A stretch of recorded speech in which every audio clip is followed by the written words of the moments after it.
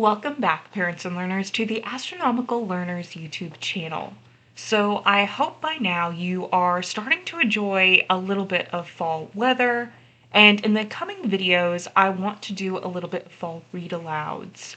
But I want to explain first exactly how I choose my read-alouds and what is the purpose when I've told you previously in videos that exposure alone does not teach students to read, and that just reading aloud does not teach them to read by itself.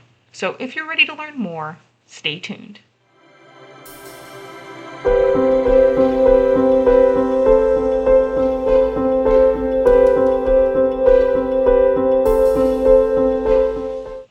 Alright, so if you go to my website, you can actually see this blog post, and I posted it back in September 18th. And because I got really thinking about how hard it is to explain that when you go to the library and you pick a book on the shelf, even if you love the book and you find it in a section that's maybe for children, or you think, hey, it's a, historical children's book, my child should be able to read it, or we should be able to read it together, and that doesn't always happen. I've heard it several times over where parents are readily frustrated and children get frustrated when they pick up a book and they assume they should be able to read it, and there's not always a perfect system to know what their knowledge is and if it will match the book that they pick up.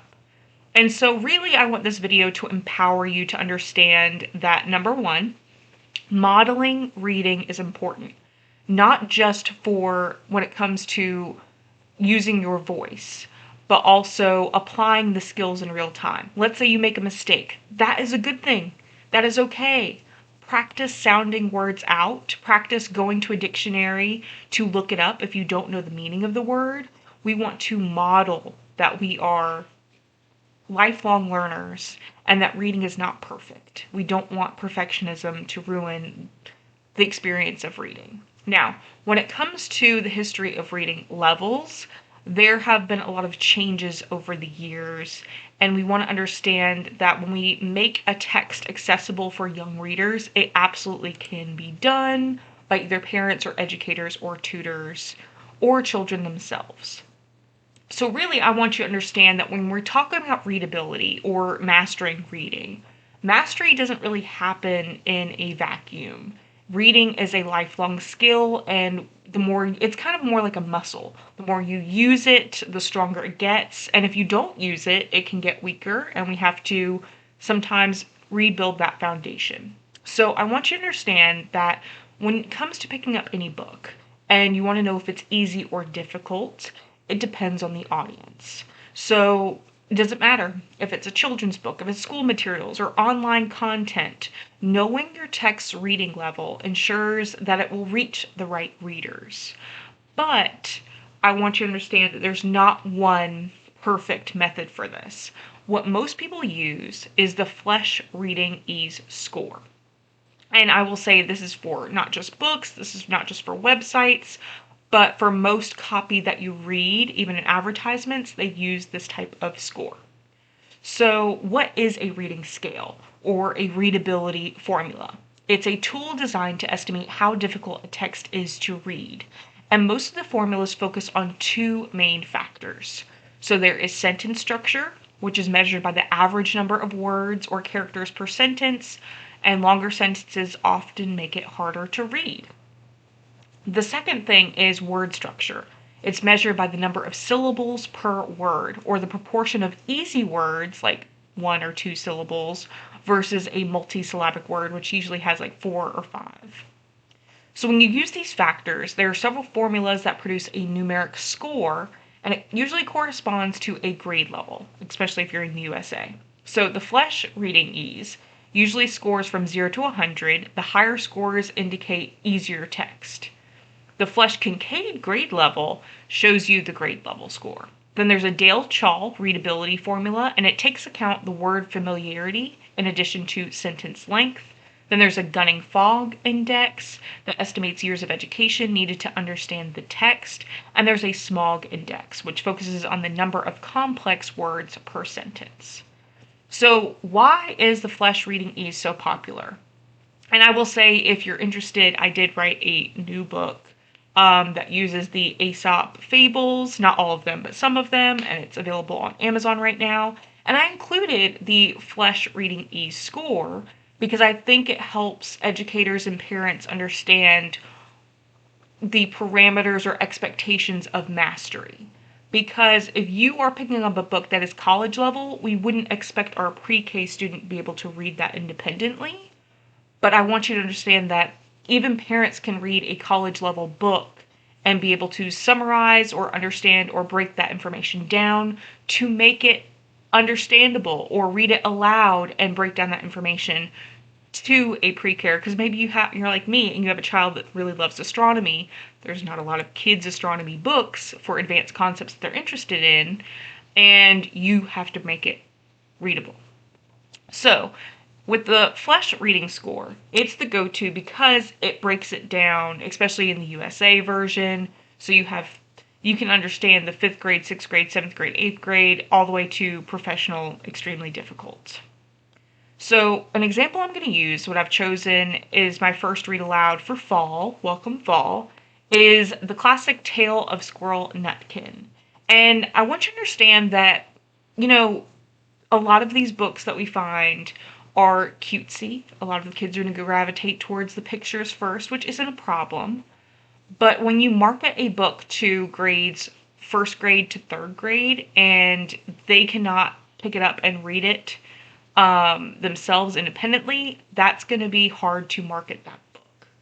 Especially when not everybody gets phonics and not everybody has experienced structured literacy, so not everybody is able to have that fluency and automaticity to read it on their own. But I will say it's still a good book to read aloud because you don't want to read just simply decodable books aloud. Decodable books are kind of like we say are training wheels. That's for a student to use on their own. Usually what we call rich text or children's books or any book with a full story arc. That is what you want to read aloud so you can expand their knowledge and background knowledge. So the Flesh Kincaid calculator actually puts the Tale of Squirrel Nutkin at about 8th to 9th grade reading level, and even the Dale Chall classifies it as higher in college range. And so I'll show that for you here. So when you go on the Readability Checker website, you'll see that you can plug in the text and you can copy and paste as well. But when you choose the different kind of formulas, they will have a different scale.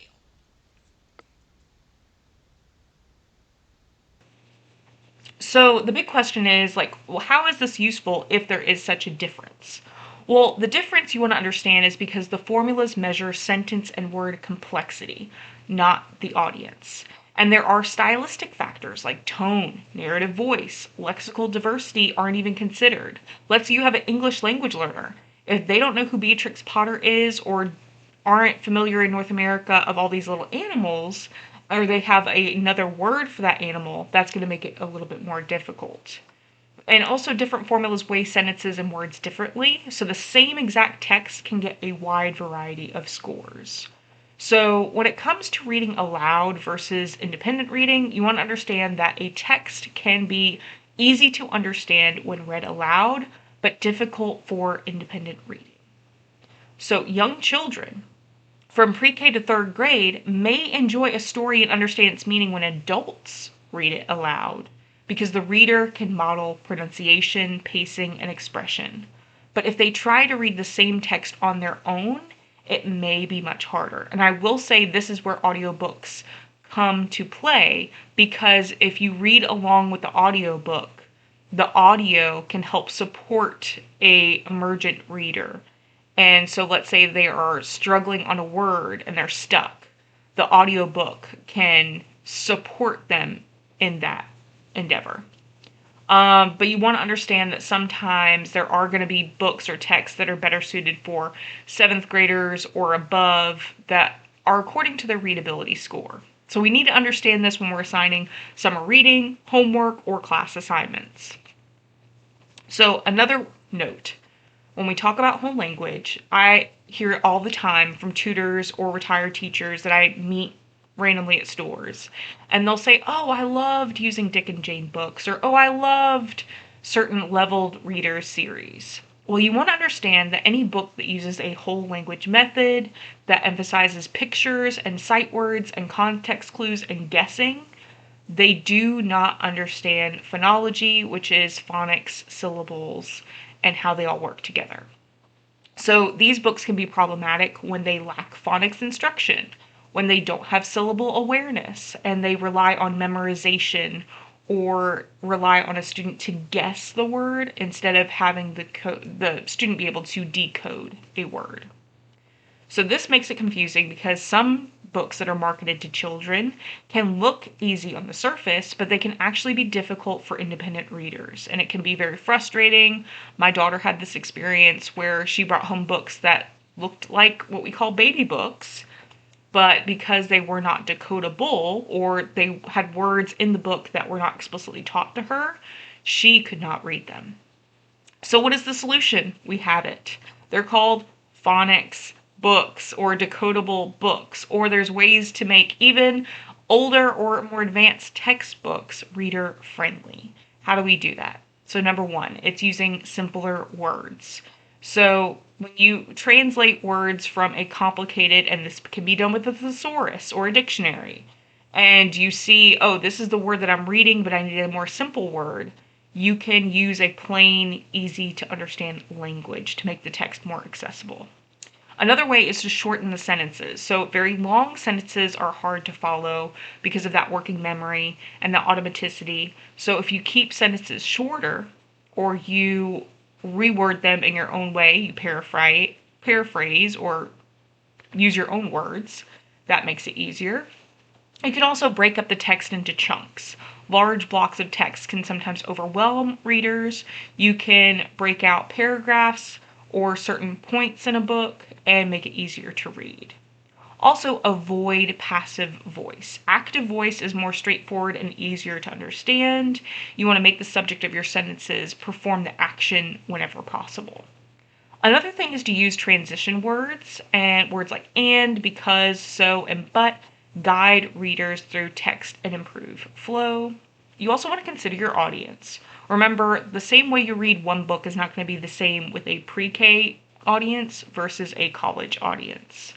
And then also you want to revise and edit. So let's say you're making a blog post, making an email, know who you're writing to, and it's more about respect. So you can focus on the goal, which is either communication or getting the story across. Because you want to understand the goal of readability is not perfection. It's to make your content clear, engaging, appropriate, and to communicate whatever you're trying to communicate to your intended audience.